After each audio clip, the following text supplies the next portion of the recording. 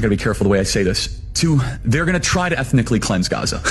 Yep. I mean, I don't use that term lightly, okay? Before Charlie Kirk was killed, he said Charlie Kirk fears that Israel will kill him if he continues ahead, providing space for Israel critics. Charlie kind of starting to question the amount of influence that Israel has in U.S., not only domestic politics, but foreign politics as well. I just don't think we should go to war with Iran. Is a nuclear weapon to Iran a threat to America? Probably. Could be. It's a threat to Israel, but is it a threat to America?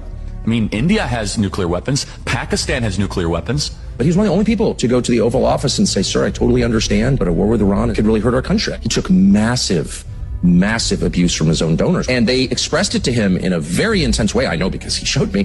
He's talking about October 7th possibly being an inside job. I still have the same gut instinct that I did initially. I find this very hard to believe.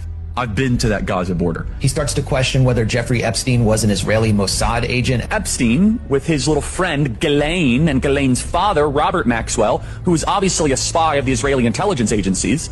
The evidence that shows that Epstein was a creation of either Mossad, Israeli intelligence. And it all blew out into the open at TPUSA's July Youth Summit. Yeah. Might have been Tallahassee. Yeah, Tucker gave the speech. Right. Jeffrey Epstein was working on behalf of Intel Services. It's extremely obvious to anyone who watches that this guy had direct connections to a foreign government.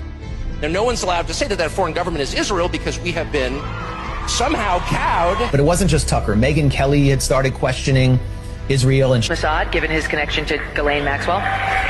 Comic Dave Smith, who, like myself, is a Jewish anti-Zionist. But there's no reason why we even have to be enemies with Iran. This is Israel's problem. We don't need to be involved in that. Sorry, we got our own issues here. The crowd was cheering in this cathartic way. Then Tucker comes out, says, you should have your citizenship yanked if you fight for a foreign army.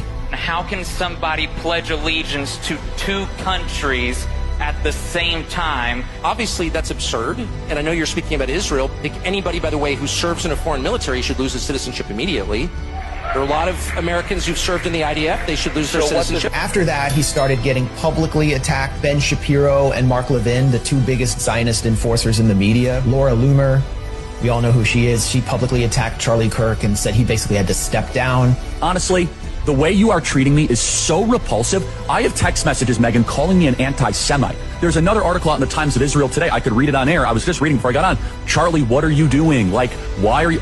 What am I doing? I'm sorry. Like, let's just take a step back here. Like, I'm an American...